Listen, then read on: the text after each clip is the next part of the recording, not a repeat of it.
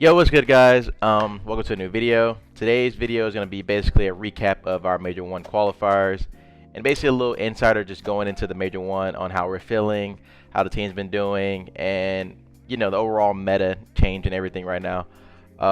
Just going to simply walk through every match that we played. We end up finishing the online qualifiers 2-2. We're currently tied with London, and we apparently have to play a tiebreaker match versus them to decide our seed for the major. So yeah, like I said before, we're just gonna quickly go through our matches, talk about those, talk about our scrims, talk about how I feel we should have did in our matches or what we should have changed in our matches to maybe change the outcome to on our losses at least.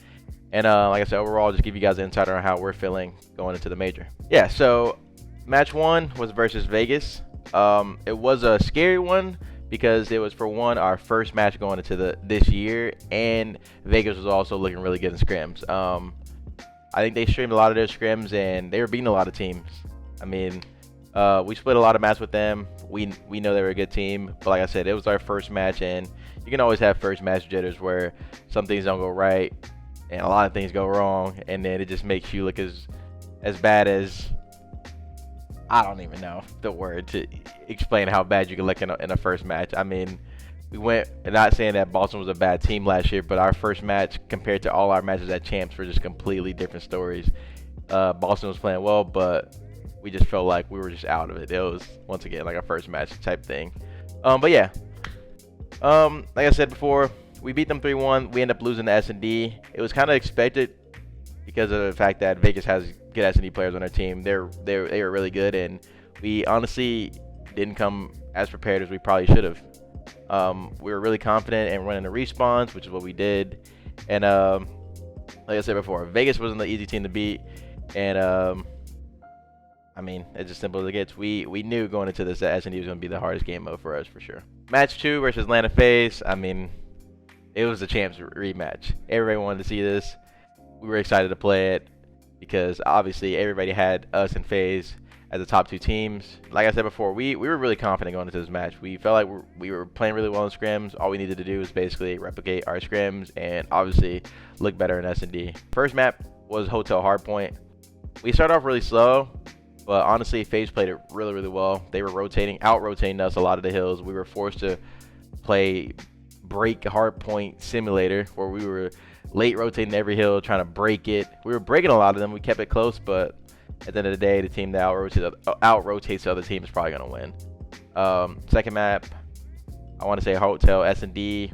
We came out on top, but it was super sloppy out of both teams. For them, being that we clutched a lot of the rounds, and then for us, like, a lot of the rounds just weren't even close, or we basically were making plays that we normally wouldn't do. But like I said before, it's kind of just like one of those things that's so early in the season that if you want to try things, you try them now. But yeah, ended up coming out with the dub with that one. And then we played Fortress Control. Hey, this was a spicy one. I mean, granted, everybody thinks that defense is so easy, but like that round 5, we almost came out with the W on offense. And it just so luckily that Cell actually wall banged me through the stage after we got all the kills and hopped on B. And him killing me off, it made it to where we weren't capping it as fast. And in hindsight, I probably should have chowed, because me dying with no damage being done. I mean, I did the damage to get to the point, got all the kills, but like just laying behind the stage trying to be a W teammate and dying off the point without shooting anybody was kind of, like I said, in hindsight, a bad play. But yeah, going into map 4 Hydro, we were super confident. Hydro obviously we've been doing well on Hydro and scrims, and I think we just started out really hot. I think Dill had the map. I just sat in the hill most of the time. That's mostly what's been happening in this game. Zach and Dill has been killing everything while me and Sam just sit in the hill, and I'm enjoying it. I'm running the trophy, so I'm enjoying it. And yeah, we kind of just stomped them this map, to be honest. Then game 5, I'm gonna say El Asilo. I think if I'm not mistaken, I don't remember exactly, but I'm pretty sure we had way more first bloods than they did, and that's an issue. Because that means we were basically at the beginning of the Vanguard LAT where we're just losing all our man advantages, and that's just something we definitely looked at after. And it's something we've been working on because, like I said, it's easier said than done in a game like this where footsteps are so loud, sound is so loud, and a lot of these bomb sites are really just like toss a trophy in there, pull your gun up. So if they get the bomb down, it's kind of hard to retake, stuff like that. But yeah, overall, I mean, I feel like it was a good match between the two. It showed a lot of dominance on one side, on both sides. I meant both sides in multiple maps. It showed how they dominate. It felt like they dominated us first map. The score maybe looked closer, but from our end, it felt like we were, like I said, we were playing on the back foot.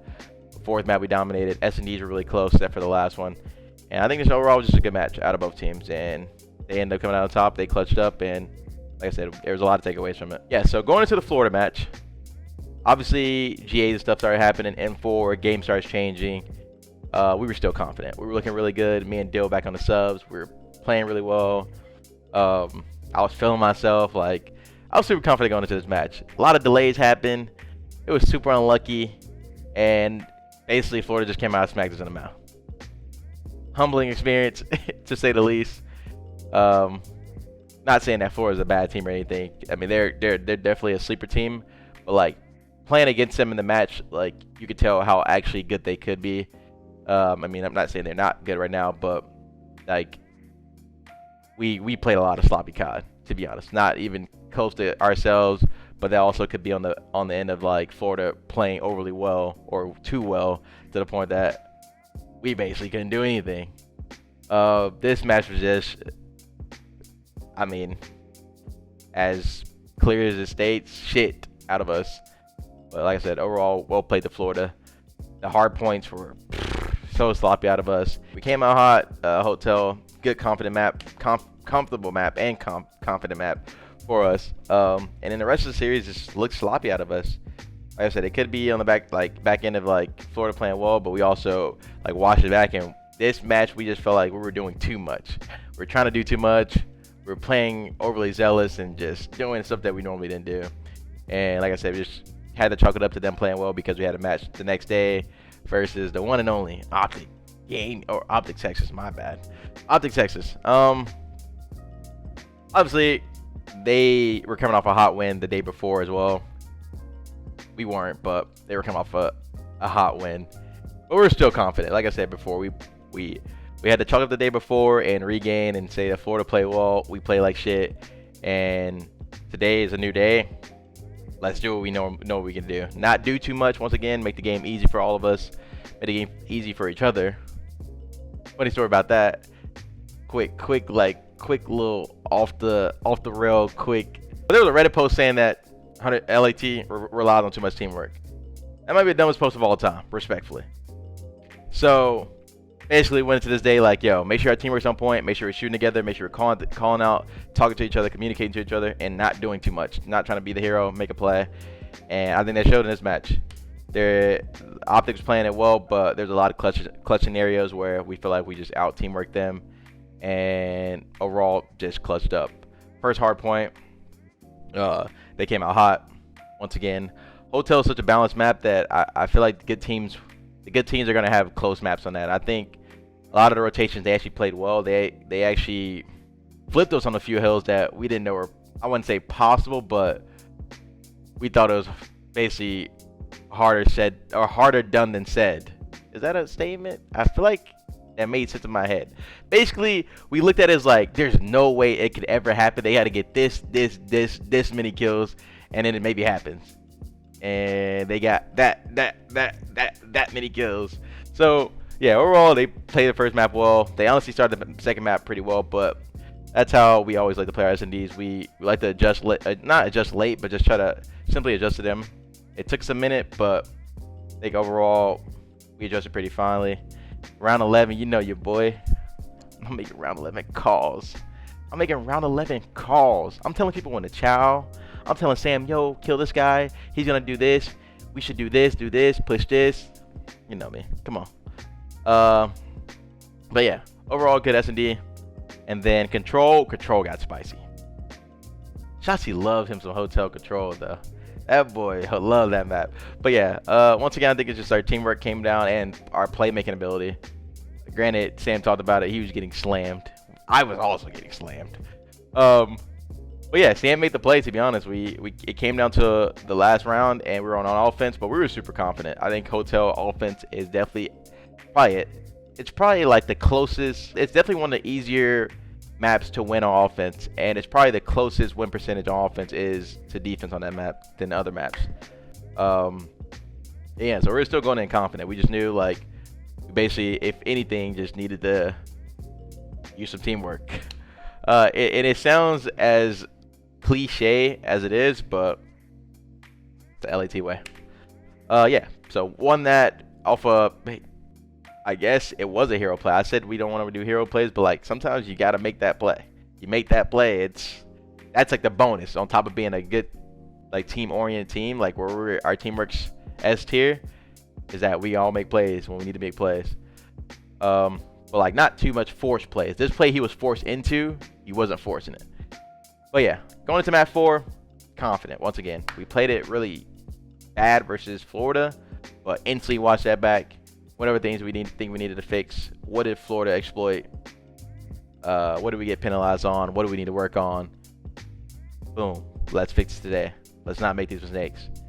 We came out hot. We came out. Y'all heard the comms. Jaws was going nuts. I was just chilling the hill once again. Something I've been enjoying. But yeah, came out hot.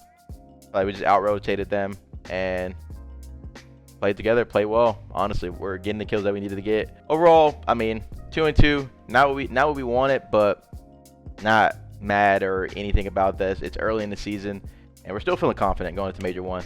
I think these online qualifiers are something that showed a small glimpse of how good we've been in scrims. And overall, it's just something like for us, a VOD that we can look back at and look over, since it's like a match environment, and actually fix the mistakes that we know we didn't know were mistakes, because sometimes matches can be played out differently than scrims, and basically just go over them, review them, and like I said, fix them and look forward to Major 1.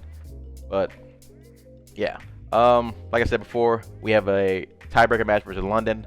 I want to say the winner of that goes into Boston and Vegas's pool, and then the loser goes into Seattle and FaZe's pool. So definitely gonna be a fun match. I don't know if the thing is gonna be streamed or anything, but London has been looking pretty good, so looking to prepare pretty well for that match and come out hot since it's land. Just gonna briefly touch on a few things like the GA on the M4.